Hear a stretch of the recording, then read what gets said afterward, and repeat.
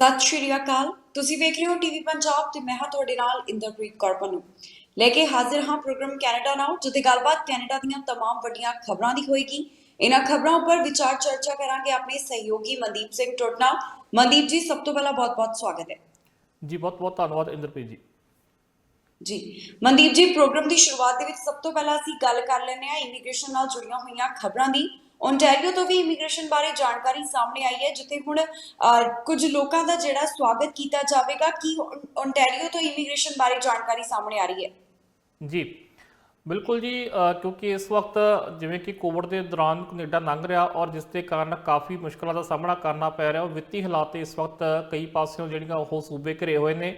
ਸੋ ਅਜਿਹੇ ਵਿੱਚ ਇਮੀਗ੍ਰੇਸ਼ਨ ਇੱਕ ਇਹੋ ਜਿਹਾ ਕੈਨੇਡਾ ਦੇ ਕੋਲ ਹੱਲ ਹੈਗਾ ਜਿਹਦੇ ਨਾਲ ਆਪਣੀ ਇਕੋਨਮੀ ਦੇ ਵਿੱਚ ਕੁਝ ਨਾ ਕੁਝ ਸੁਧਾਰ ਕਰਨ ਦੀ ਕੋਸ਼ਿਸ਼ ਕਰਦਾ ਹੈ। ਔਰ ਕੁਝ ਅਜਿਹਾ ਹੀ ਅੰਟਾਰੀਓ ਵੱਲੋਂ ਕੀਤਾ ਗਿਆ, ਜਿਹਦੇ ਵੱਲੋਂ ਇੱਕ ਨਵਾਂ ਪ੍ਰੋਗਰਾਮ ਸ਼ੁਰੂ ਕੀਤਾ ਗਿਆ, ਜਿਹਦੇ ਵਿੱਚ ਉਹ 100 ਜਿਹੜੇ ਮਾਈਗ੍ਰੈਂਟ ਨੇ ਉਹਨਾਂ ਦਾ ਸਵਾਗਤ ਕਰਨਗੇ।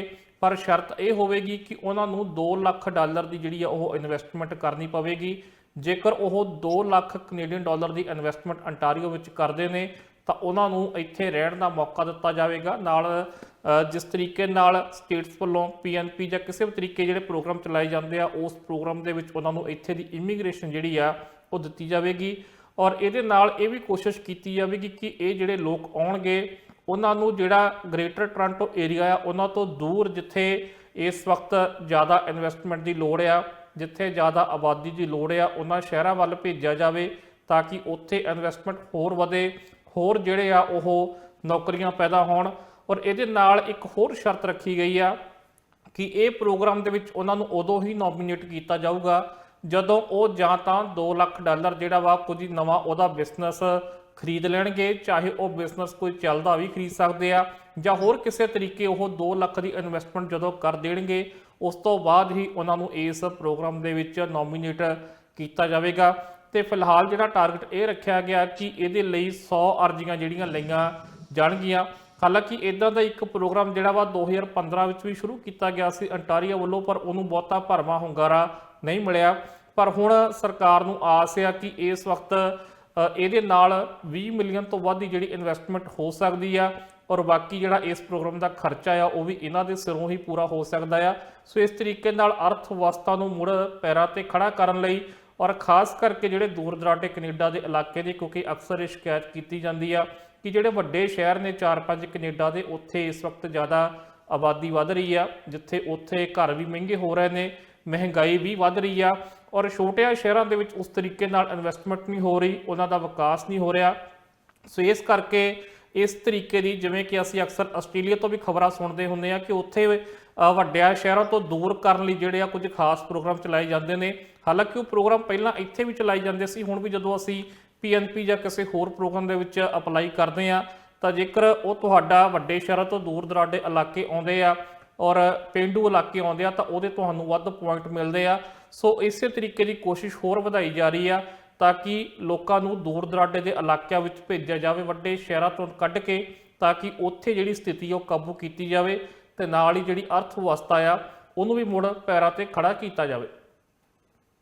ਜੀ ਮਨਦੀਪ ਜੀ, ਅਗਲਾ ਜਿਹੜਾ ਸਵਾਲ ਹੈ ਨਾ ਉਹ ਪੈਰੈਂਟਸ ਗ੍ਰੈਂਡ ਪੇਰੈਂਟਸ ਪ੍ਰੋਗਰਾਮ ਦੇ ਨਾਲ ਜੁੜਿਆ ਹੋਇਆ ਹੈ। ਪਹਿਲਾਂ ਜਾਣਕਾਰੀ ਅਸੀਂ ਪ੍ਰੋਗਰਾਮ ਦੇ ਵਿੱਚ ਅਕਸਰ ਹੀ ਸਾਂਝੀ ਕਰਦੇ ਰਹਿੰਦੇ ਆ, ਪਰ ਹੁਣ ਸਵਾਲ ਇਹ ਹੈ ਕਿ ਹੁਣ ਅਗਲੇ ਸਾਲ ਵਿੱਚ ਇਸ ਪ੍ਰੋਗਰਾਮ ਤਹਿਤ ਕਿੰਨੇ ਜਿਹੜੇ ਮਾਂ-ਬਾਪ ਨੇ ਉਹਨਾਂ ਦਾ ਸਵਾਗਤ ਕੀਤਾ ਜਾਵੇਗਾ, ਇਸ ਬਾਰੇ ਕੀ ਜਾਣਕਾਰੀ ਸਾਹਮਣੇ ਆ ਰਹੀ ਹੈ?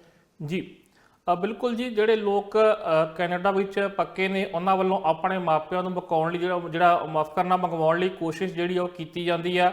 ਸੋ ਇਸੇ ਕਰਕੇ ਕੈਨੇਡਾ ਸਰਕਾਰ ਵੱਲੋਂ ਵੀ ਵੱਖ-ਵੱਖ ਸਾਲਾਂ ਦੇ ਵਿੱਚ ਜਿਹੜੇ ਆ ਤਰ੍ਹਾਂ ਦੇ ਪ੍ਰੋਗਰਾਮ ਕੱਢੇ ਜਾਂਦੇ, ਔਰ ਖਾਸ ਕਰਕੇ ਜਿਹੜਾ ਇਸ ਪ੍ਰੋਗਰਾਮ ਦਾ ਤੁਸੀਂ ਜ਼ਿਕਰ ਕੀਤਾ ਆ, ਇਹ ਹਰ ਸਾਲ ਲਗਭਗ ਜਨਵਰੀ ਦੇ ਵਿੱਚ ਜਿਹੜਾ ਸੀ ਉਹ ਨਿਕਲਦਾ ਹੁੰਦਾ ਸੀ। ਕਦੇ ਲੋਟਰੀ ਸਿਸਟਮ ਔਰ ਕਦੇ ਕਿਸੇ ਤਰੀਕੇ ਨਾਲ ਇਸ ਗੱਲ ਉੱਤੇ ਲਗਾਤਾਰ ਵਿਵਾਦ ਚੱਲਦਾ ਰਿਹਾ ਕਿ ਇਹਨੂੰ ਕਿਸ ਤਰੀਕੇ ਨਾਲ ਜਿਹੜਾ ਉਹ ਪ੍ਰੋਗਰਾਮ ਨੂੰ ਲੈਣਾ ਚਾਹੀਦਾ ਆ। ਪਰ ਅਗਲੇ ਸਾਲ ਲਈ ਜੇਕਰ ਅਸੀਂ ਦੇਖੀਏ ਤਾਂ ਇਸ ਵਕਤ ਜੋ ਸੰਭਾਵਨਾ ਦਿਖਾਈ ਦੇ ਰਹੀ ਆ ਕਿ 23,000 ਦੇ ਕਰੀਬ ਦੱਸਿਆ ਜਾ ਰਿਹਾ ਕਿ 2022 ਦੇ ਵਿੱਚ ਐਪਲੀਕੇਸ਼ਨਾਂ ਲਈਆਂ ਜਾਣਗੀਆਂ। ਹਾਲਾਂਕਿ ਪਿਛਲੇ 2 ਸਾਲਾਂ ਦੌਰਾਨ ਜਿਹੜਾ ਸੀ ਇਹ ਪ੍ਰੋਗਰਾਮ ਬਹੁਤ ਸਮੇਂ ਤੇ ਨਹੀਂ ਹੋ ਸਕਿਆ, ਕਿਉਂਕਿ ਕੋਵਿਡ ਵੀ ਚੱਲ ਰਿਹਾ ਸੀ। ਉਸ ਦੌਰਾਨ ਜਿਹੜੇ ਡਰਾਅ ਸੀ ਉਹ ਟਾਈਮ ਤੇ ਨਹੀਂ ਕੱਢਿਆ ਗਿਆ, ਜਿਹੜਾ ਲੋਟਰੀ ਸਿਸਟਮ ਸੀ ਉਹ ਵੀ ਟਾਈਮ ਤੇ ਨਹੀਂ ਹੋਇਆ। ਪਰ ਉਸ ਤੋਂ ਬਾਅਦ ਜਾ ਕੇ ਅਖੀਰਲੇ ਮਹੀਨਿਆਂ ਵਿੱਚ 2020 ਦੇ ਵਿੱਚ ਜਿਹੜਾ ਸੀ ਇਨਵੀਟੇਸ਼ਨ ਭੇਜਿਆ ਗਿਆ ਸੀ, ਤਾਂ ਹਾਲੇ ਤੱਕ ਉਹਨਾਂ ਤੇ ਕੰਮ ਚੱਲ ਰਿਹਾ। ਸੋ ਇਸ ਵਕਤ ਕਿਉਂਕਿ ਲਗਾਤਾਰ ਇਹ ਲਿਬਰਲ ਸਰਕਾਰ ਦਾਅਵਾ ਵੀ ਕਰਦੀ ਹੈ ਕਿ ਕੰਜ਼ਰਵੇਟਿਵਸ ਨਾਲੋਂ ਉਹਨਾਂ ਨੇ ਕੋਟਾ ਵਧਾਇਆ ਗਿਆ। ਹਾਲਾਂਕਿ ਹੱਲੇ ਵੀ ਮੰਗ ਜਿਹੜੀ ਉਹ ਲੋਕਾਂ ਵੱਲੋਂ ਕੀਤੀ ਜਾ ਰਹੀ ਹੈ ਕਿ ਉਹਨਾਂ ਨੇ ਕਈ ਸਾਲਾਂ ਤੋਂ ਜਿਹੜੀਆਂ ਆਪਣੀਆਂ ਅਰਜ਼ੀਆਂ ਲਾ ਰੱਖੀਆਂ ਨੇ, ਪਰ ਹਾਲੇ ਤੱਕ ਉਹਨਾਂ ਦੇ ਮਾਪੇ ਨਹੀਂ ਆ ਸਕੇ ਨੇ, ਹਾਲੇ ਤੱਕ ਉਹਨਾਂ ਦਾ ਨੰਬਰ ਨਹੀਂ ਲੱਗਾ ਆ। ਸੋ ਅਗਲੇ ਸਾਲ ਲਈ ਜੋ ਸੰਭਾਵਨਾ ਆ ਉਹ ਇਹ ਆ ਕਿ 23,500 ਜਿਹੜੀਆਂ ਅਰਜ਼ੀਆਂ ਲਈਆਂ ਜਾਣਗੀਆਂ।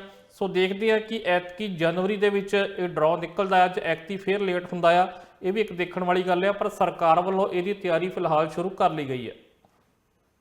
ਜੀ ਮਨਦੀਪ ਜੀ, ਜਿਹੜੀ ਅਗਲੀ ਖਬਰ ਹੈ ਕਿਊਬਿਕ ਨਾਲ ਸੰਬੰਧਿਤ ਹੈ, ਜਿੱਥੇ ਪੰਜਾਬੀ ਮੂਲ ਦੀ ਔਰਤ ਧੋਖੇ ਦਾ ਸ਼ਿਕਾਰ ਹੋਈ ਹੈ। ਫੇਸਬੁੱਕ ਦੇ ਉੱਪਰ ਇੱਕ ਐਡ ਉਹਨਾਂ ਨੂੰ ਇੰਨੀ ਜ਼ਿਆਦਾ ਮਹਿੰਗੀ ਪੈ ਗਈ ਕਿ ਉਹਨਾਂ ਦੇ ਲੱਖਾਂ ਰੁਪਏ ਜਿਹੜੇ ਸੀ ਉਹ ਇਸ ਦੇ ਵਿੱਚ ਖਰਾਬ ਹੋ ਗਏ। ਕੀ ਇਹ ਪੂਰਾ ਮਾਮਲਾ, ਇਸ ਬਾਰੇ ਕੀ ਜਾਣਕਾਰੀ ਸਾਹਮਣੇ ਆਈ ਹੈ? ਜੀ ਬਿਲਕੁਲ ਜੀ, ਇਹ ਇੱਕ ਪੰਜਾਬਣ ਦਾ ਨਾਲ ਵਾਪਰਿਆ ਜਿਹੜਾ ਉਹ ਦੁਕਾਨ ਤੇ ਆ, ਜਿਹਨੇ ਲੱਖ ਤੋਂ ਵੱਧ ਡਾਲਰ ਜਿਹੜਾ ਆ ਉਹ ਇਸ ਦੇ ਵਿੱਚ ਗਵਾਇਆ। ਕਿਉਂਕਿ ਅੱਜ ਕੱਲ੍ਹ ਕ੍ਰਿਪਟੋ ਕਰੰਸੀ ਦਾ ਬਹੁਤ ਜ਼ਿਆਦਾ ਰੌਲਾ ਚੱਲ ਰਿਹਾ, ਬਿਟਕੋਇਨ ਦਾ, ਔਰ ਹੋਰ ਬਹੁਤ ਸਾਰੀਆਂ ਕ੍ਰਿਪਟੋ ਕਰੰਸੀਆਂ ਜਿਹੜੀਆਂ ਅੱਜ ਕੱਲ੍ਹ ਬਾਜ਼ਾਰ ਦੇ ਵਿੱਚ ਆ ਗਈਆਂ ਨੇ, ਔਰ ਇਸ ਦੇ ਉੱਤੇ ਸਕੈਮ ਵੀ ਜਿਹੜਾ ਬਹੁਤ ਜ਼ਿਆਦਾ ਵੱਧ ਗਿਆ। ਔਰ ਇਸ ਉੱਤੇ ਜੇਕਰ ਅਸੀਂ RCMP ਦੀ ਰਿਪੋਰਟ ਦਾ ਜ਼ਿਕਰ ਕਰੀਏ ਤਾਂ 2017 ਨਾਲੋਂ 2021 ਦੇ ਵਿੱਚ 400% ਇਸ ਸਕੈਮ ਦੇ ਵਿੱਚ ਵਾਧਾ ਹੋਇਆ। ਔਰ ਜੇਕਰ ਅਸੀਂ ਗੱਲ ਇਸ ਮਾਮਲੇ ਦੀ ਕਰੀਏ ਤਾਂ ਹਰਪ੍ਰੀਤ ਇੱਛਾ ਰੱਖਦੀ ਸੀ ਕਿ ਜਲਦ ਤੋਂ ਜਲਦ ਉਹ ਥੋੜ੍ਹੇ ਜ਼ਿਆਦਾ ਪੈਸੇ ਕਮਾ ਲਵੇ, ਔਰ ਇਸੇ ਕਰਕੇ ਉਹਨੇ, ਕਿਉਂਕਿ ਇੱਕ ਫੇਸਬੁੱਕ ਉੱਤੇ ਉਹਨੇ ਐਡ ਦੇਖੀ, ਉਸ ਐਡ ਉੱਤੇ ਕਲਿੱਕ ਕੀਤਾ, ਉੱਥੇ ਉਹਨੇ ਆਪਣੀਆਂ ਡਿਟੇਲਸ ਜਿਹੜੀਆਂ ਸੀ ਉਹ ਦੇ ਦਿੱਤੀਆਂ, ਔਰ ਕਹਿੰਦੀ ਕੁਝ ਮਿੰਟਾਂ ਬਾਅਦ ਹੀ ਮੈਨੂੰ ਕਈ ਥਾਵਾਂ ਤੋਂ ਜਿਹੜੀਆਂ ਉਹ ਕਾਲਾਂ ਆਉਣੀਆਂ ਸ਼ੁਰੂ ਹੋ ਗਈਆਂ। ਕੋਈ ਕਿਸੇ ਕੰਪਨੀ ਤੋਂ ਕਹਿ ਰਿਹਾ ਸੀ, ਕੋਈ ਕਿਸੇ ਕੰਪਨੀ ਤੋਂ ਕਹਿ ਰਿਹਾ ਸੀ। ਇਸੇ ਦੌਰਾਨ ਹੀ ਉਹਨੇ ਇੱਕ ਕੰਪਨੀ ਨੂੰ ਜਿਹੜਾ ਸੀ ਗੱਲਬਾਤ ਕੀਤੀ, ਉੱਥੇ ਉਹਨੂੰ ਲੱਗਾ ਕਿ ਇੱਥੇ ਇਨਵੈਸਟ ਕੀਤਾ ਜਾ ਸਕਦਾ ਆ, ਜਿੱਥੇ ਉਹਨੇ ਕਿਹਾ ਕਿ ਜਿੰਨਾ ਤੁਸੀਂ ਇਨਵੈਸਟ ਕਰੋਗੇ ਅਸੀਂ ਬਹੁਤ ਘੱਟ ਸਮੇਂ ਵਿੱਚ ਤੁਹਾਨੂੰ ਉਹਦੇ ਵਿੱਚ 70% ਜਿਹੜਾ ਉਹ ਵਾਪਸ ਕਰ ਦੇਵਾਂਗੇ। ਉਹਨੇ $300 ਤੋਂ ਸ਼ੁਰੂਆਤ ਕੀਤੀ, ਔਰ ਬਹੁਤ ਜਲਦ ਉਹਨੂੰ ਉਹਦਾ 70% ਵਿੱਚ ਪਾ ਕੇ ਵਾਪਸ ਮਿਲ ਗਿਆ। ਪਰ ਉਸ ਤੋਂ ਬਾਅਦ ਫਿਰ ਹੌਲੀ-ਹੌਲੀ ਉਹਨੇ ਉਹਨਾਂ ਨੂੰ ਕਹਿਣਾ ਇਹ ਸ਼ੁਰੂ ਕੀਤਾ, ਇਸ ਤਰੀਕੇ ਨਾਲ ਕਨਵਿੰਸ ਕੀਤਾ ਕਿ ਉਹ ਜਦੋਂ ਜ਼ਿਆਦਾ ਇਨਵੈਸਟਮੈਂਟ ਕਰੇਗੀ ਤਾਂ ਉਹਨੂੰ ਜ਼ਿਆਦਾ ਪੈਸੇ ਮਿਲਣਗੇ। ਫਿਰ ਉਹਨੇ 15,000 ਇਨਵੈਸਟ ਕੀਤਾ, ਔਰ ਉਸ ਤੋਂ ਬਾਅਦ ਉਹਨੇ ਆਪਣੀ ਮਾਂ ਦੇ ਜਿਹੜੇ ਗਹਿਣੇ ਸੀ ਉਹ ਵੀ ਵੇਚ ਕੇ ਵਿੱਚ ਇਨਵੈਸਟ ਕਰ ਦਿੱਤੇ। ਔਰ ਜਦੋਂ ਉਸ ਤੋਂ ਬਾਅਦ ਉਹਨੂੰ ਕੁਝ ਮਿਲਦਾ ਦਿਖਾਈ ਨਾ ਦਿੱਤਾ ਤਾਂ ਉਹਨੇ ਆਪਣੇ ਪੈਸੇ ਜਿਹੜੇ ਆ ਉਹ ਵਾਪਸ ਮੰਗਣੇ ਸ਼ੁਰੂ ਕੀਤੇ। ਤਾਂ ਉਹਨਾਂ ਨੇ ਕਿਹਾ ਕਿ ਇਹ ਤੁਹਾਡੀ ਜਿਹੜੀ ਅਗਲੀ ਅਸੀਂ ਵਾਪਸੀ ਕਰਾਂਗੇ ਉਹ ਬਿਟਕੋਇਨ ਦੇ ਰੂਪ ਵਿੱਚ ਕਰਾਂਗੇ, ਪਰ ਉਹ ਪੈਸੇ ਅੱਜ ਤੱਕ ਮੁੜ ਕੇ ਨਹੀਂ ਆਏ, ਤੇ ਇਹਦੀ ਰਕਮ ਜਿਹੜੀ ਆ $1,02,000 ਬਣਦੀ ਆ। ਸੋ ਜਿੱਥੇ ਹਰਪ੍ਰੀਤ ਦਾ ਇਹ ਸੁਪਨਾ ਸੀਗਾ ਕਿ ਉਹ ਵੱਧ ਪੈਸੇ ਕਮਾਵੇ ਘੱਟ ਸਮੇਂ ਵਿੱਚ, ਸੋ ਇਸ ਵਕਤ ਉਹਦਾ ਕਹਿਣਾ ਹੈ ਕਿ ਉਹ ਕਰਜ਼ੇ ਦੇ ਵਿੱਚ ਆ। ਸੋ ਬਾਕੀਆਂ ਨੂੰ ਵੀ ਉਹ ਚੌਕਸ ਕਰ ਰਹੀ ਹੈ ਤੇ ਆਪਣੀ ਹੱਡ ਬੀਤੀ ਵੀ ਉਹ ਸੁਣਾ ਰਹੀ ਹੈ। ਜੀ ਮਨਦੀਪ ਜੀ, ਤਾਂ ਹਰਪ੍ਰੀਤ ਦੀ ਗੱਲ ਹੋਈ, ਪਰ ਪੁਲਿਸ ਵੱਲੋਂ ਇਸ ਬਾਰੇ ਹੋਰ ਕੀ ਜਾਣਕਾਰੀ ਦਿੱਤੀ ਗਈ ਹੈ ਕਿ ਇਸ ਤਰ੍ਹਾਂ ਦੇ ਪਹਿਲਾਂ ਵੀ ਕੋਈ ਮਾਮਲੇ ਸਾਹਮਣੇ ਆ ਚੁੱਕੇ ਨੇ? ਬਿਲਕੁਲ, ਜੇਕਰ ਅਸੀਂ ਗੱਲ ਕੈਨੇਡਾ ਦੀ ਕਰੀਏ ਤਾਂ ਸਿਰਫ ਹੁਣ ਕ੍ਰਿਪਟੋ ਕਰੰਸੀ ਨਹੀਂ, ਇਸ ਤੋਂ ਪਹਿਲਾਂ ਵੀ ਬਹੁਤ ਤਰ੍ਹਾਂ ਦੇ ਸਕੈਮ ਜਿਹੜੇ ਚੱਲਦੇ ਆ। ਕਈ ਵਾਰ ਤੁਹਾਡੇ SIN ਨੰਬਰ ਨੂੰ ਲੈ ਕੇ, ਜਾਂ ਜਦੋਂ ਟੈਕਸ ਰਿਟਰਨ ਭਰਨੀ ਹੁੰਦੀ ਹੈ ਉਸ ਵਕਤ ਲੈ ਕੇ ਕਈ ਤਰੀਕੇ ਦੇ ਸਕੈਮ ਹੁੰਦੇ। ਔਰ ਅਕਸਰ ਅਸੀਂ ਦੇਖਿਆ ਕਿ ਕਈ ਵਾਰ ਸੀਨੀਅਰ ਸਿਟੀਜ਼ਨ ਜਿਹੜੇ ਆ, ਜਿਨ੍ਹਾਂ ਦੀ ਉਮਰ ਭਰ ਦੀ ਕਮਾਈ ਹੁੰਦੀ ਆ, ਉਹ ਇਹਦੇ ਵਿੱਚ ਲੁੱਟੀ ਜਾਂਦੀ ਆ। ਔਰ ਇਸ ਮਾਮਲੇ 'ਚ ਕੁਝ ਲੋਕਾਂ ਨੂੰ ਗ੍ਰਿਫਤਾਰ ਵੀ ਕੀਤਾ ਗਿਆ ਸੀਗਾ। ਪਰ ਕ੍ਰਿਪਟੋ ਕਰੰਸੀ ਦੀ ਜੇਕਰ ਅਸੀਂ ਗੱਲ ਕਰੀਏ ਤਾਂ 2017 ਤੋਂ ਲਗਾਤਾਰ ਹੁਣ ਤੱਕ ਇਹ ਸਕੈਮ ਵੱਧਦੇ ਆ ਰਹੇ ਨੇ। ਔਰ ਇਹ ਦੱਸਿਆ ਜਾ ਰਿਹਾ ਕਿ ਲਗਭਗ $120 ਮਿਲੀਅਨ ਦਾ ਸਕੈਮ ਕੈਨੇਡੀਅਨਸ ਨਾਲ ਹੋ ਚੁੱਕਾ ਆ, ਤੇ ਹਰ ਸਾਲ ਇਹ ਲਗਾਤਾਰ ਵੱਧਦਾ ਹੀ ਜਾ ਰਿਹਾ ਵਾ। ਸੋ ਇਹਦੇ ਉੱਤੇ RCMP ਜਿਹੜੀ ਉਹ ਅਵੇਅਰ ਵੀ ਕਰ ਰਹੀ ਆ ਲੋਕਾਂ ਨੂੰ ਕਿ ਇਸ ਤਰੀਕੇ ਨਾਲ ਕੋਈ ਵੀ ਡਿਟੇਲ ਜਿਹੜੀ ਆਪਣੀ ਨਹੀਂ ਦਿਓ। ਹਾਲਾਂਕਿ ਬਹੁਤ ਸਾਰੇ ਮੁਲਕਾਂ ਦੇ ਵਿੱਚ, ਜੇਕਰ ਅਸੀਂ ਭਾਰਤ ਦੀ ਗੱਲ ਕਰੀਏ ਤਾਂ ਉੱਥੇ ਤਾਂ ਕ੍ਰਿਪਟੋ ਕਰੰਸੀ ਨੂੰ ਸਰਕਾਰ ਵੱਲੋਂ ਬੈਨ ਕਰਨ ਦੀ ਗੱਲ ਕੀਤੀ ਜਾ ਰਹੀ ਹੈ। ਪਰ ਇਹਨਾਂ ਕੰਟਰੀਜ਼ ਦੇ ਵਿੱਚ ਇਸ ਵਕਤ ਕ੍ਰਿਪਟੋ ਕਰੰਸੀ ਦਾ ਕਾਫੀ ਕਰੇਜ਼ ਲੋਕਾਂ ਵਿੱਚ ਵਧਿਆ ਹੋਇਆ, ਤੇ ਉਸੇ ਕਰੇਜ਼ ਦੇ ਵਿੱਚ ਜਿਹੜੇ ਠੱਗ ਆ ਆਪਣਾ ਜਿਹੜਾ ਉਹ ਸੂਤ ਲਾ ਰਹੇ ਨੇ। ਔਰ ਉਸੇ ਦਾ ਸ਼ਿਕਾਰ ਜਿਹੜੀ ਆ ਹਰਪ੍ਰੀਤ ਸੋਤਾ ਹੋਈ ਆ। RCMP ਵੱਲੋਂ ਕਿਹਾ ਜਾ ਰਿਹਾ ਕਿ ਅਜਿਹੇ ਸਕੈਮ ਤੋਂ ਬਚ ਕੇ ਰਹਿਣ ਲਈ ਤੁਹਾਨੂੰ ਜਾਗਰੂਕ ਹੋਣਾ ਜ਼ਿਆਦਾ ਜ਼ਰੂਰੀ ਆ, ਕਿਉਂਕਿ ਲਾਲਚ ਦੇ ਕੇ, ਤੁਹਾਨੂੰ ਵੱਧ ਪੈਸੇ ਦਾ ਲਾਲਚ ਦੇ ਕੇ ਥੋੜੀ ਬਹੁਤੀ ਰਕਮ ਜਿਹੜੀ ਉਹ ਮੋੜ ਦਿੱਤੀ ਜਾਂਦੀ ਆ। ਉਸ ਤੋਂ ਬਾਅਦ ਜਦੋਂ ਤੁਸੀਂ ਲਾਲਚ ਵਿੱਚ ਆ ਕੇ ਫਿਰ ਵੱਡੀ ਰਕਮ ਇਨਵੈਸਟ ਕਰਦੇ ਹੋ ਤਾਂ ਉਹ ਫਿਰ ਰਕਮ ਜਿਹੜੀ ਉਹਨਾਂ ਵੱਲੋਂ ਵਾਪਸ ਮੋੜੀ ਨਹੀਂ ਜਾਂਦੀ, ਔਰ ਫਿਰ ਇਹਦੇ ਕਿਤੇ ਨਿਸ਼ਾਨ ਵੀ ਨਹੀਂ ਮਿਲਦੇ ਕਿ ਤੁਹਾਨੂੰ ਇਹ ਰਕਮ ਕਿੱਥੋਂ ਵਾਪਸ ਮਿਲੇਗੀ। ਜੀ ਮਨਦੀਪ ਜੀ, ਜਿਸ ਤਰ੍ਹਾਂ ਕਰੋਨਾ ਵਾਇਰਸ ਦਾ ਨਵਾਂ ਰੂਪ ਸਾਹਮਣੇ ਆਇਆ ਤਾਂ ਹੁਣ ਵੱਖ-ਵੱਖ ਦੇਸ਼ਾਂ ਵਿੱਚ ਇਸ ਨੂੰ ਲੈ ਕੇ ਚਿੰਤਾ ਦੇਖਣ ਨੂੰ ਮਿਲ ਰਹੀ ਹੈ। ਖਬਰ ਇਹ ਵੀ ਸਾਹਮਣੇ ਆ ਰਹੀ ਹੈ ਕਿ ਪ੍ਰਧਾਨ ਮੰਤਰੀ ਜਸਟਿਨ ਟਰੂਡੋ ਵੱਲੋਂ ਵੱਖ-ਵੱਖ ਪ੍ਰੀਮੀਅਰ ਨਾਲ ਮੁਲਾਕਾਤ ਕੀਤੀ ਜਾਵੇਗੀ। ਇਸ ਬਾਰੇ ਕੀ ਅਪਡੇਟ ਸਾਹਮਣੇ ਆ ਰਹੀ ਹੈ? ਕੀ ਇਸ ਮੀਟਿੰਗ ਤੋਂ ਬਾਅਦ ਫੈਸਲਾ ਨਿਕਲ ਸਕਦਾ ਹੈ? ਬਿਲਕੁਲ ਜੀ, ਅੱਜ ਮੰਗਲਵਾਰ ਸ਼ਾਮ ਨੂੰ ਜਸਟਿਨ ਟਰੂਡੋ ਜਿਹੜੇ ਆ ਵੱਖ-ਵੱਖ ਸੂਬਿਆਂ ਦੇ ਜਿਹੜੇ ਪ੍ਰੀਮੀਅਰ ਆ ਉਹਨਾਂ ਨਾਲ ਇੱਕ ਮੀਟਿੰਗ ਜਿਹੜੀ ਕਰਨ ਜਾ ਰਹੇ ਨੇ। ਔਰ ਉਹਦੇ ਵਿੱਚ ਉਹਨਾਂ ਵੱਲੋਂ ਫੀਡਬੈਕ ਜਿਹੜੀ ਲਈ ਜਾਵੇਗੀ ਕਿ ਇਸ ਵਕਤ ਜਿਹੜੀਆਂ ਯਾਤਰਾ ਪਾਬੰਦੀਆਂ ਹਟਾਈਆਂ ਗਈਆਂ ਨੇ, ਕਿਉਂਕਿ ਅਕਤੂਬਰ ਵਿੱਚ ਇਹ ਯਾਤਰਾ ਪਾਬੰਦੀਆਂ ਹਟਾਈਆਂ ਗਈਆਂ ਸੀ, ਜਿਹਦੇ ਵਿੱਚ ਹੁਣ ਜਿਹੜੇ ਵਿਦੇਸ਼ੀ ਜਾਂ ਜਿਹੜੇ ਨਾਨ ਐਸੈਂਸ਼ੀਅਲ ਟਰੈਵਲ ਆ ਉਹ ਲੋਕ ਕਰ ਸਕਦੇ ਨੇ। ਪਰ ਕਿਉਂਕਿ ਇਸ ਵਕਤ ਓਮੀਕਰੋਨ ਦੇ ਮਾਮਲੇ ਵੱਧ ਰਹੇ ਨੇ, ਜਿਸ ਤਰੀਕੇ ਨਾਲ ਕੱਲ ਅੰਟਾਰੀਓ ਤੋਂ ਰਿਪੋਰਟ ਆਈ ਸੀ ਕਿ ਜਿੰਨੇ ਉਹਦੇ ਵਿੱਚ ਮਾਮਲੇ ਆਏ ਨੇ ਉਹਦੇ ਵਿੱਚ 21% ਮਾਮਲੇ ਜਿਹੜੇ ਉਹ ਓਮੀਕਰੋਨ ਨਾਲ ਸੰਬੰਧਿਤ ਨੇ। ਔਰ ਜਿਹੜੇ ਹੈਲਥ ਅਫੀਸ਼ੀਅਲਸ ਆ ਉਹ ਇਹ ਕਹਿ ਰਹੇ ਆ ਕਿ ਜੇਕਰ ਇਸੇ ਤਰੀਕੇ ਨਾਲ ਚੱਲਦਾ ਰਿਹਾ ਤੇ ਆਉਣ ਵਾਲੇ ਹਫ਼ਤੇ ਵਿੱਚ ਜਿਹੜੇ 50% ਮਾਮਲੇ ਨੇ ਉਹ ਓਮੀਕਰੋਨ ਨਾਲ ਸੰਬੰਧਿਤ ਹੋਣਗੇ। ਤੇ ਇੱਕ ਸਮਾਂ ਅਜਿਹਾ ਵੀ ਆ ਸਕਦਾ ਆ ਜਦੋਂ 95% ਮਾਮਲੇ ਇਸੇ ਵੇਰੀਐਂਟ ਨਾਲ ਸੰਬੰਧਿਤ ਹੋਣਗੇ। ਸੋ ਪੂਰੀ ਤਰੀਕੇ ਨਾਲ ਡੈਲਟਾ ਨੂੰ ਇਹ ਜਿਹੜਾ ਵੇਰੀਐਂਟ ਹੈ ਉਹ ਰਿਪਲੇਸ ਕਰ ਜਾਵੇਗਾ। ਸੋ ਇਸ ਮਾਮਲੇ ਨੂੰ ਲੈ ਕੇ ਕਾਫੀ ਸਖਤ ਕਦਮ ਚੁੱਕੇ ਜਾਣ ਦੀ ਜਿਹੜੀ ਉਹ ਸੰਭਾਵਨਾ ਨਜ਼ਰ ਆ ਰਹੀ ਆ। ਹਾਲਾਂਕਿ ਅੱਜ ਸ਼ਾਮ ਨੂੰ ਇਹ ਮੀਟਿੰਗ ਹੋਣ ਜਾ ਰਹੀ ਆ ਔਰ ਸ਼ਾਇਦ ਇਸ ਵਕਤ ਜੇਕਰ ਅਸੀਂ ਆਟਵਾ ਟਾਈਮ ਨਾਲ ਗੱਲ ਕਰੀਏ ਤਾਂ ਚੱਲ ਵੀ ਹੋ ਸਕਦੀ ਹੈ, ਕਿਉਂਕਿ ਉੱਥੇ ਆਲਰੇਡੀ ਸ਼ਾਮ ਹੋ ਚੁੱਕੀ ਆ ਜਿਸ ਵਕਤ ਅਸੀਂ ਇਹ ਪ੍ਰੋਗਰਾਮ ਰਿਕਾਰਡ ਕਰ ਰਹੇ ਹਾਂ। ਔਰ ਬੁੱਧਵਾਰ ਸਵੇਰ ਨੂੰ ਇਹਦੀ ਅਨਾਉਂਸਮੈਂਟ ਹੋ ਸਕਦੀ ਆ। ਔਰ ਜੋ ਸੂਤਰਾਂ ਦੇ ਆਧਾਰ ਤੇ ਖਬਰ ਆ ਰਹੀ ਹੈ ਉਹ ਇਹੀ ਆ ਰਹੀ ਆ ਕਿ ਹੋ ਸਕਦਾ ਹੈ ਕਿ ਜਿਹੜੀ ਨਾਨ ਐਸੈਂਸ਼ੀਅਲ ਟਰੈਵਲ ਆ, ਜਿਹੜੇ ਵਿਦੇਸ਼ੀ ਜਿਹੜੇ ਸੈਰ ਸਪਾਟਾ ਕਰਨ ਲਈ ਲੋਕ ਆਉਂਦੇ ਨੇ ਉਹਨਾਂ ਲਈ ਬੰਦ ਕੀਤੀ ਜਾ ਸਕਦੀ ਆ। ਹਾਲਾਂਕਿ ਪਹਿਲਾਂ ਹੀ ਜਿਹੜੇ ਸਾਊਥ ਅਫਰੀਕਾ ਦੇ 10 ਮੁਲਕ ਨੇ, 10 ਤੋਂ ਵੱਧ ਹੁਣ ਹੋ ਗਏ ਨੇ, ਉਹਨਾਂ ਤੇ ਆਲਰੇਡੀ ਜਿਹੜਾ ਇਹ ਬੈਨ ਲਾਇਆ ਗਿਆ। ਉੱਥੋਂ ਵਿਦੇਸ਼ੀ ਨਾਗਰਿਕ ਜਿਹੜੇ ਉਹ ਕੈਨੇਡਾ 'ਚ ਨਹੀਂ ਆ ਸਕਦੇ ਔਰ ਹੋ ਸਕਦਾ ਹੈ ਕਿ ਇਹ ਬੈਨ ਹੋਰਾਂ ਥਾਵਾਂ ਤੇ ਵੀ ਲਾਇਆ ਜਾਵੇ, ਕਿਉਂਕਿ ਅਸੀਂ ਕੱਲ ਵੀ ਇੱਕ ਰਿਪੋਰਟ ਦੇਖੀ ਸੀ ਕਿ 60 ਤੋਂ ਵੱਧ ਮੁਲਕਾਂ ਦੇ ਵਿੱਚ ਇਸ ਵਕਤ ਓਮੀਕਰੋਨ ਦੇ ਮਾਮਲੇ ਪਾਏ ਜਾ ਚੁੱਕੇ ਨੇ। ਇੰਗਲੈਂਡ ਦੇ ਵਿੱਚ ਇਸ ਨਾਲ ਇੱਕ ਮੌਤ ਵੀ ਹੋ ਗਈ ਆ ਔਰ ਬਹੁਤ ਤੇਜ਼ੀ ਨਾਲ ਇਹ ਫੈਲ ਰਿਹਾ।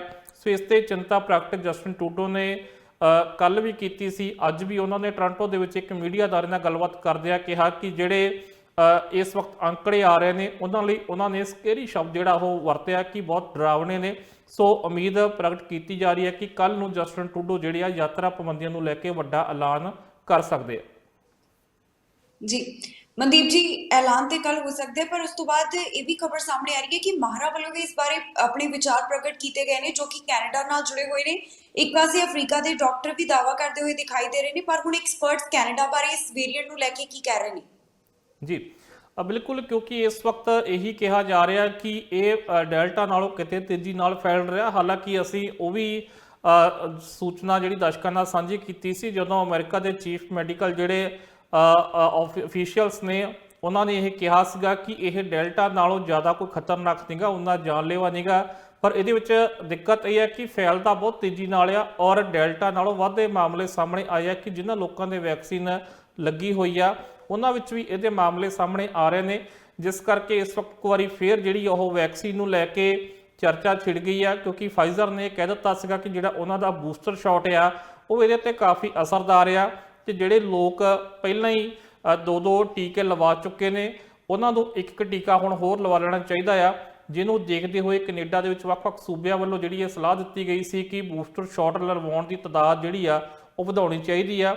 ਜਿਸ ਤੋਂ ਬਾਅਦ ਕਿਊਬਕ ਨੇ, ਅੰਟਾਰੀਓ ਨੇ ਇਹਦੀ ਐਲੀਜੀਬਿਲਟੀ 70 ਤੋਂ ਲਿਆ ਕੇ 50 ਸਾਲ ਤੇ ਕਰ ਦਿੱਤੀ ਸੀਗੀ ਕਿ 50 ਸਾਲ ਤੋਂ ਉੱਪਰ ਦੇ ਜਿਹੜੇ ਲੋਕ ਇਸ ਵਕਤ ਬੂਸਟਰ ਸ਼ਾਟ ਹੁਣ ਲਗਵਾ ਸਕਦੇ ਆ। ਹਾਲਾਂਕਿ ਬਹੁਤ ਸਾਰੇ ਲੋਕਾਂ ਨੂੰ ਇੱਥੇ BC ਵਿੱਚ ਵੀ ਉਹਨਾਂ ਦੇ ਫੋਨਾਂ ਤੇ ਸੁਨੇਹੇ ਭੇਜੇ ਆ ਜਿਨ੍ਹਾਂ ਦੀ ਉਮਰ 70 ਸਾਲ ਤੋਂ ਘੱਟ ਆ, ਪਰ ਹਾਲੇ ਤੱਕ ਉਸ ਤਰੀਕੇ ਦਾ ਕੋਈ ਐਲਾਨ ਨਹੀਂ ਕੀਤਾ ਗਿਆ ਹੈ। ਪਰ ਇੰਨਾ ਜ਼ਰੂਰ ਹੈ ਕਿ ਬੂਸਟਰ ਸ਼ਾਟ, ਹਾਲਾਂਕਿ ਖਬਰਾਂ ਇਹ ਵੀ ਆ ਰਹੀਆਂ ਕਿ ਇਸ ਤੋਂ ਅੱਗੇ ਚੌਥੇ ਸ਼ਾਟ ਦੀ ਗੱਲ ਵੀ ਹੋ ਸਕਦੀ ਆ, ਪਰ ਫਿਲਹਾਲ ਹੁਣ ਬੂਸਟਰ ਸ਼ਾਟ ਦੀ ਗੱਲ ਕੀਤੀ ਜਾ ਰਹੀ ਆ। ਅਮਰੀਕਾ ਵਿੱਚ ਵੀ ਅਸੀਂ ਸੂਚਨਾ ਸਾਂਝੀ ਕੀਤੀ ਸੀ ਕਿ ਉੱਥੇ ਐਮਰਜੈਂਸੀ ਵਰਤੋਂ ਲਈ 18 ਸਾਲ ਤੋਂ ਉੱਪਰ ਜਿਹੜਾ ਬੂਸਟਰ ਸ਼ਾਟ ਦੀ ਵਰਤੋਂ ਦੀ ਜਿਹੜੀ ਆਗਿਆ ਉਹ ਦੇ ਦਿੱਤੀ ਗਈ ਹੈ CDC ਵੱਲੋਂ। ਸੋ ਲੱਗਦਾ ਕਿ ਕੈਨੇਡਾ 'ਚ ਵੀ ਬਹੁਤ ਜਲਦ ਇਸੇ ਤਰੀਕੇ ਦਾ ਕੁਝ ਹੋਣ ਜਾ ਰਿਹਾ, ਕਿਉਂਕਿ ਕੱਲ ਜਦੋਂ ਮੀਡੀਆ ਨਾਲ ਗੱਲਬਾਤ ਕਰ ਰਹੇ ਸੀ ਜਸਟਿਨ ਟਰੂਡੋ ਤਾਂ ਉਹਨਾਂ ਨੇ ਵੀ ਵੱਧ ਤੋਂ ਵੱਧ ਲੋਕਾਂ ਨੂੰ ਬੂਸਟਰ ਸ਼ਾਟ ਲਵਾਉਣ ਦੀ ਸਲਾਹ ਦਿੱਤੀ ਸੀ। ਨਾਲ ਇਹ ਵੀ ਦਿੱਤੀ ਸੀ ਕਿ 5 ਸਾਲ ਤੋਂ ਉੱਪਰ ਦੇ ਜਿਹੜੇ ਬੱਚੇ ਆ ਉਹਨਾਂ ਦੇ ਵੀ ਵੈਕਸੀਨ ਜ਼ਰੂਰ ਲਾਈ ਜਾਵੇ। ਸੋ ਓਮੀਕਰੋਨ ਨੂੰ ਲੈ ਕੇ ਹੁਣ ਵੈਕਸੀਨ ਦਾ ਸਹਾਰਾ ਲਿਆ ਜਾ ਰਿਹਾ। ਵੈਸੇ ਵੀ 1 ਸਾਲ ਹੋ ਗਿਆ ਕੈਨੇਡਾ ਦੇ ਵਿੱਚ ਵੈਕਸੀਨ ਆਈ ਨੂੰ। ਪਿਛਲੇ ਸਾਲ ਦਸੰਬਰ ਦੇ ਵਿੱਚ ਹੀ ਜਿਹੜੀ ਵੈਕਸੀਨ ਹੈ ਕੈਨੇਡਾ 'ਚ ਲੱਗਣੀ ਸ਼ੁਰੂ ਹੋਈ ਸੀ, ਲਗਭਗ ਅੱਜ ਦੇ ਦਿਨ ਹੀ। ਸੋ ਇੱਕ ਵਾਰੀ ਫੇਰ ਹੁਣ ਉਹਨਾਂ ਦਿਨਾਂ 'ਚ ਹੀ ਹੁਣ ਬੂਸਟਰ ਸ਼ਾਟ ਦੀ ਗੱਲ ਕੀਤੀ ਜਾ ਰਹੀ ਹੈ। ਮਨਦੀਪ ਜੀ, ਇਸ ਤੋਂ ਬਾਅਦ ਓਨਟਾਰੀਓ ਦੇ ਵਿੱਚ ਵੀ ਇੱਕ ਵਾਰ ਫਿਰ ਤੋਂ ਸਖਤੀ ਕੀਤੀ ਗਈ ਹੈ। ਰੋਜ਼ਾਨਾ 1000 ਤੋਂ ਵੱਧ ਮਾਮਲੇ ਦਰਜ ਕੀਤੇ ਜਾ ਰਹੇ ਨੇ ਤੇ ਅੱਜ ਸਰਕਾਰ ਵੱਲੋਂ ਕੁਝ ਜਿਹੜੀਆਂ ਨਵੀਆਂ ਹਦਾਇਤਾਂ ਨੇ ਉਹ ਜਾਰੀ ਕੀਤੀਆਂ ਗਈਆਂ। ਓਨਟਾਰੀਓ ਤੋਂ ਕੀ ਜਾਣਕਾਰੀ ਹੁਣ ਸਾਹਮਣੇ ਆ ਰਹੀ ਹੈ? ਜੀ ਬਿਲਕੁਲ ਜੀ, ਇਸ ਵਕਤ ਅੰਟਾਰੀਓ 'ਚ ਚਿੰਤਾ ਜਿਹੜੀ ਆ ਉਹ ਮੁੜ ਕੇ ਵੱਧ ਗਈ ਆ, ਕਿਉਂਕਿ ਜਿਹੜੀ ਐਵਰੇਜ ਆ ਉਹ 6 ਮਹੀਨੇ ਵਾਲੇ ਪਹਿਲੇ ਜਿਹੜੀ ਦਰ ਤੇ ਆ ਗਈ ਆ। ਜਿਹੜੇ ਇਸ ਵਕਤ ਰੋਜ਼ਾਨਾ ਮਾਮਲੇ ਆ ਰਹੇ ਨੇ, ਜੋ ਕਿ ਇਸ ਵਕਤ 1300 ਪ੍ਰਤੀ ਦਿਨ ਜਿਹੜੇ ਨਵੇਂ ਕੇਸ ਉੱਥੇ ਆ ਰਹੇ ਨੇ। ਔਰ ਇਸ ਤੋਂ ਲੈ ਕੇ ਜਿਹੜਾ ਅਸੀਂ ਇੱਕ ਇਹ ਵੀ ਚਿੰਤਾ ਵਾਲੀ ਗੱਲ ਹੈ ਕਿ ਜਿਹੜੇ ਇਹਦੇ ਵਿੱਚ ਆ ਰਹੇ ਨੇ ਉਹਦੇ ਲਗਭਗ 21% ਜਿਹੜੇ ਮਾਮਲੇ ਆ ਉਹ ਨਵੇਂ ਵੇਰੀਐਂਟ ਓਮਿਕਰੋਨ ਨਾਲ ਸੰਬੰਧਿਤ ਨੇ, ਜਿਹਨੂੰ ਲੈ ਕੇ ਸਿਹਤ ਮਾਹਰ ਇਸ ਵਕਤ ਡੂੰਘੀ ਚਿੰਤਾ ਵਿੱਚ ਆ, ਜਿਸ ਕਰਕੇ ਵੈਕਸੀਨ ਦਾ ਦਾਇਰਾ ਜਿਹੜਾ ਵਧਾਇਆ ਜਾ ਰਿਹਾ। ਹਾਲਾਂਕਿ ਪਹਿਲਾਂ ਹੀ ਜੇਕਰ ਅਸੀਂ ਗੱਲ ਕਰੀਏ, ਫੈਡਰਲ ਸਰਕਾਰ ਔਰ ਜਿਹੜੀਆਂ ਸੂਬਾ ਸਰਕਾਰਾਂ ਆ ਉਹ ਪ੍ਰੂਫ ਆਫ ਵੈਕਸੀਨੇਸ਼ਨ ਲਾਗੂ ਕਰ ਚੁੱਕੀਆਂ ਨੇ। ਬਹੁਤ ਸਾਰੇ ਥਾਵਾਂ ਉੱਤੇ ਤੁਸੀਂ ਯਾਤਰਾ ਕਰਦੇ ਹੋ, ਪਬਲਿਕ ਥਾਵਾਂ ਤੇ ਜਾਂ ਕਿਤੇ ਸਟੋਰਾਂ 'ਚ ਜਾਂਦੇ ਹੋ, ਰੈਸਟੋਰੈਂਟ ਜਾਂਦੇ ਹੋ, ਤਾਂ ਉੱਥੇ ਆਲਰੇਡੀ ਪ੍ਰੂਫ ਆਫ ਵੈਕਸੀਨੇਸ਼ਨ ਜਿਹੜਾ ਉਹ ਲਾਗੂ ਆ।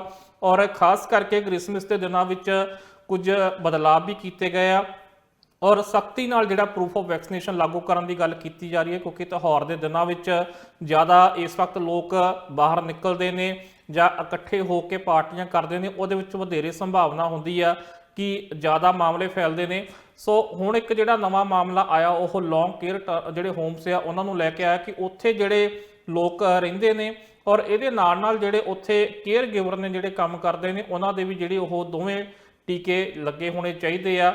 ਸੋ ਇਸ ਨੂੰ ਲੈ ਕੇ ਜਿਹੜਾ ਹਾਲਾਂਕਿ ਪਹਿਲਾਂ ਤੋਂ ਵੀ ਜਦੋਂ ਸ਼ੁਰੂ ਕੀਤਾ ਸੀ ਹਾਈ ਰਿਸਕ ਦੇ ਵਿੱਚ ਇਹਨਾਂ ਥਾਵਾਂ ਨੂੰ ਰੱਖਿਆ ਗਿਆ ਸੀ, ਜਦੋਂ ਵੈਕਸੀਨ ਲੱਗਣੀ ਸ਼ੁਰੂ ਹੋਈ ਸੀ ਉਦੋਂ ਹੀ ਲੱਗ ਗਿਆ ਸੀ, ਪਰ ਹੌਲੀ ਹੌਲੀ ਹੁਣ ਸਰਕਾਰਾਂ ਐਂ ਲੱਗਦਾ ਕਿ ਰੋਜ਼ ਆਪਣੇ ਪੇਪਰ ਫੋਲਦੀਆਂ ਨੇ ਔਰ ਦੇਖਦੀਆਂ ਨੇ ਕਿ ਕਿੱਥੇ ਸਾਡੇ ਕੋਲ ਐਲਾਨ ਕਰਨ ਨੂੰ ਰਹਿ ਗਿਆ ਕਿ ਇੱਥੇ ਜਿਹੜੀ ਵੈਕਸੀਨ ਆ ਉਹ ਲਾਜ਼ਮੀ ਆ, ਉੱਥੇ ਹਰ ਰੋਜ਼ ਐਲਾਨ ਕੀਤਾ ਜਾ ਰਿਹਾ।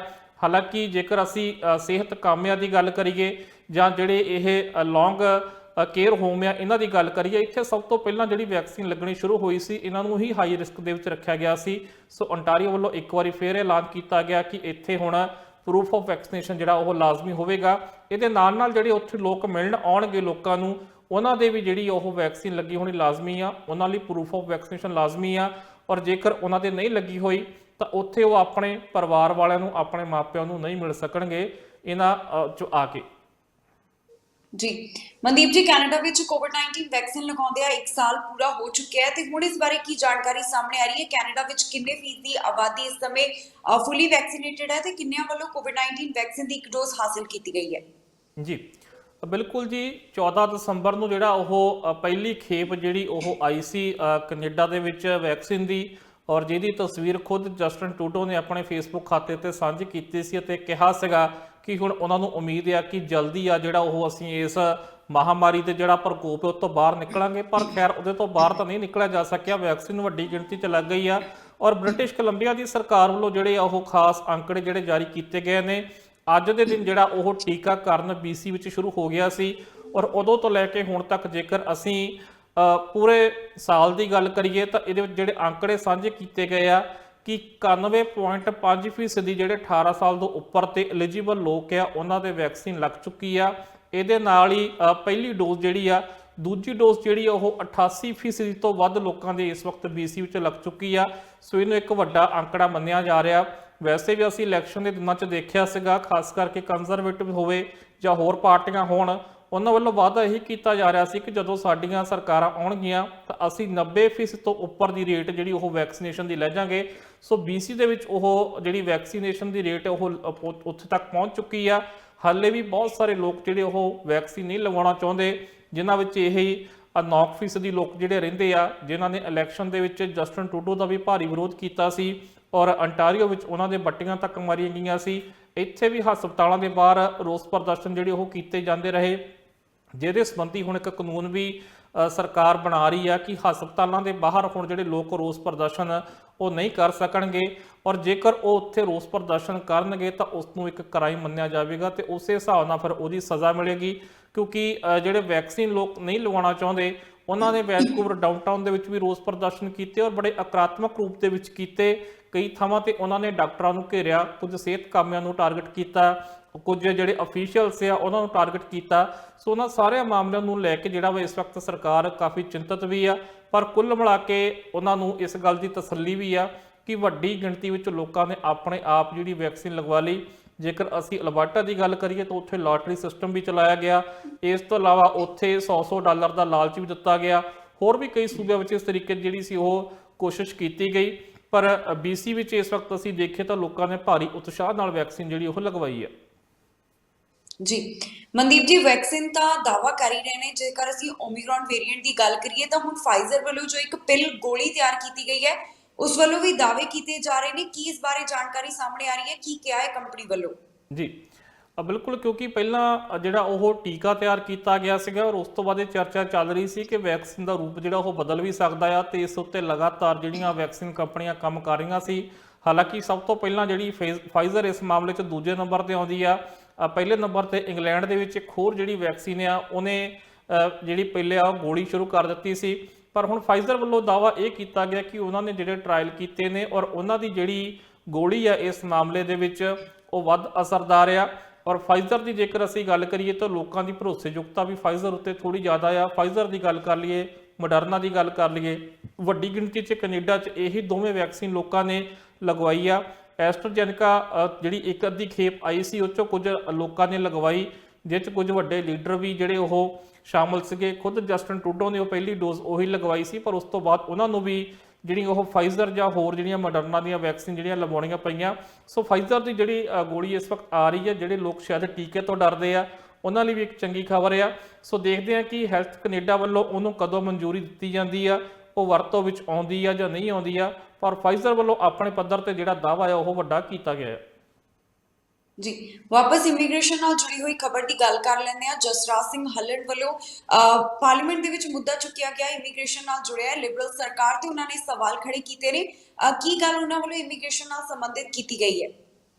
ਜੀ ਇਸ ਵਕਤ ਇੱਕੋ ਹੀ ਮੁੱਦਾ ਜਿਹੜਾ ਉਹ ਕਾਫੀ ਵੱਡਾ ਚੱਲ ਰਿਹਾ ਕਿ ਇਸ ਵਕਤ ਜਿਹੜਾ ਪ੍ਰੋਸੈਸ ਆ ਫਾਈਲਾਂ ਦਾ ਬਹੁਤ ਸਲੋ ਚੱਲ ਰਿਹਾ। ਲੋਕ ਕਈ ਸਾਲਾਂ ਤੋਂ ਇੰਤਜ਼ਾਰ ਕਰ ਰਹੇ ਨੇ ਕਿ ਉਹਨਾਂ ਦੀ ਜਿਹੜੀ ਫਾਈਲ ਹੈ ਉਹ ਕਦੋਂ ਪੂਰੀ ਹੋਵੇਗੀ, ਕਦੋਂ ਉਹਨਾਂ ਦਾ ਸਾਰੀ ਪ੍ਰਕਿਰਿਆ ਪੂਰੀ ਹੋ ਕੇ ਉਹਨਾਂ ਨੂੰ PR ਮਿਲੇਗੀ।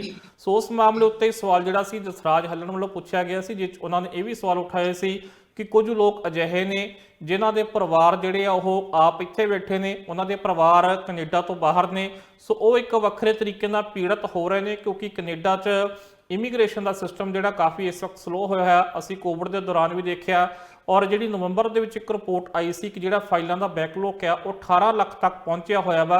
ਔਰ ਇਹ ਵੀ ਸੰਭਾਵਨਾ ਜਤਾਈ ਜਾ ਰਹੀ ਹੈ ਕਿ ਜਿਹੜੇ ਪਿਛਲੇ ਕੁਝ ਮਹੀਨਿਆਂ ਤੋਂ ਡਰਾਅ ਨਹੀਂ ਕੱਢੇ ਜਾ ਰਹੇ, ਨਾ ਹੀ ਕੈਨੇਡੀਅਨ ਐਕਸਪੀਰੀਅੰਸ ਕਲਾਸ ਦੇ, ਨਾ ਹੀ ਫੈਡਰਲ ਸਕਿਲਡ ਵਰਕਰ ਜਿਹੜੇ ਡਰਾਅ ਕੱਢੇ ਜਾ ਰਹੇ ਆ, ਔਰ ਨਾ ਹੀ ਇਸ ਵਕਤ ਵਿਜ਼ਟਰ ਵੀਜ਼ੇ ਜਿਹੜੇ ਉਹ ਬਾਤੇ ਲਏ ਜਾ ਰਹੇ ਆ। ਇਹਦੇ ਵਿੱਚ ਇਹੀ ਸੰਭਾਵਨਾ ਜਤਾਈ ਜਾ ਰਹੀ ਸੀ ਕਿ ਜਿਹੜੀਆਂ ਇਹ ਫਾਈਲਾਂ ਇਕੱਠੀਆਂ ਹੋਈਆਂ ਨੇ ਉਹਨਾਂ ਨੂੰ ਕਲੀਅਰ ਕਰਨ ਦਾ ਕੰਮ ਜਿਹੜਾ ਉਹ ਕੀਤਾ ਜਾ ਰਿਹਾ ਵਾ।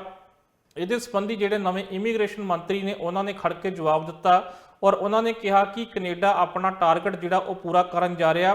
ਹਾਲਾਂਕਿ ਦਿੱਕਤ ਜ਼ਰੂਰ ਹੈ ਇਹਦੇ ਵਿੱਚ, ਕਿਉਂਕਿ ਫਾਈਲਾਂ ਦਾ ਪ੍ਰੋਸੈਸ ਜਿਹੜਾ ਉਹ ਕਾਫੀ ਲੰਬਾ ਹੋ ਰਿਹਾ। ਪਰ ਜਿਹੜਾ ਇਮੀਗ੍ਰੇਸ਼ਨ ਮੰਤਰੀ ਨੇ ਦਾਅਵਾ ਕੀਤਾ ਆ ਕਿ ਕੈਨੇਡਾ ਨੇ ਜਿਹੜਾ ਟਾਰਗੇਟ ਰੱਖਿਆ ਸੀ ਇਸ ਸਾਲ ਲਈ 4,01,000 ਦਾ, ਉਹਦੇ ਵਿੱਚ ਉਹਨਾਂ ਨੇ ਕਿਹਾ ਕਿ ਦਸੰਬਰ ਦੇ ਅਖੀਰ ਤੱਕ ਕੈਨੇਡਾ ਉਸ ਟਾਰਗੇਟ ਤੱਕ ਪਹੁੰਚਦਾ ਨਜ਼ਰ ਆ ਰਿਹਾ ਔਰ 4 ਲੱਖ ਤੋਂ ਵੱਧ ਲੋਕ ਜਿਹੜੇ ਆ ਉਹਨਾਂ ਨੂੰ PR ਜਿਹੜੀ ਆ ਉਹ ਇੱਥੇ ਮਿਲ ਜਾਵੇਗੀ। ਔਰ ਇੱਥੇ ਇਹ ਵੀ ਇੱਕ ਗੱਲ ਦੇਖਣੀ ਬਣਦੀ ਆ ਕਿ ਕੈਨੇਡਾ ਸਰਕਾਰ ਵੱਲੋਂ ਜਦੋਂ ਤੋਂ ਕੋਵਿਡ ਸ਼ੁਰੂ ਹੋਇਆ, ਜਦੋਂ ਤੋਂ ਯਾਤਰਾ ਪਾਬੰਦੀਆਂ ਲੱਗੀਆਂ ਨੇ, ਔਰ ਵੱਧ ਜ਼ੋਰ ਉਹਨਾਂ ਨੇ ਇਹੀ ਦਿੱਤਾ ਹੈ ਕਿ ਜਿਹੜੇ ਲੋਕ ਇਸ ਵਕਤ ਕੈਨੇਡਾ ਦੇ ਵਿੱਚ ਮੌਜੂਦ ਨੇ ਉਹਨਾਂ ਦੇ ਜਿਹੜਾ PR ਦਾ ਕੰਮ ਆ ਪਹਿਲ ਦੇ ਆਧਾਰ ਤੇ ਜਿਹੜਾ ਕੀਤਾ ਜਾਵੇ, ਉਹਨਾਂ ਨੂੰ ਮੌਕਾ ਦਿੱਤਾ ਗਿਆ। ਔਰ ਇਹਦੇ ਨਾਲ ਜਿਹੜਾ ਅਸੀਂ ਵੱਧ ਇਸ ਵਾਰ ਇਨਵੀਟੇਸ਼ਨ ਦਿੱਤੇ ਗਏ, ਇੱਕ ਵੱਖਰਾ ਪ੍ਰੋਗਰਾਮ 90,000 ਫਾਈਲਾਂ ਵਾਲਾ ਸ਼ੁਰੂ ਕੀਤਾ ਗਿਆ।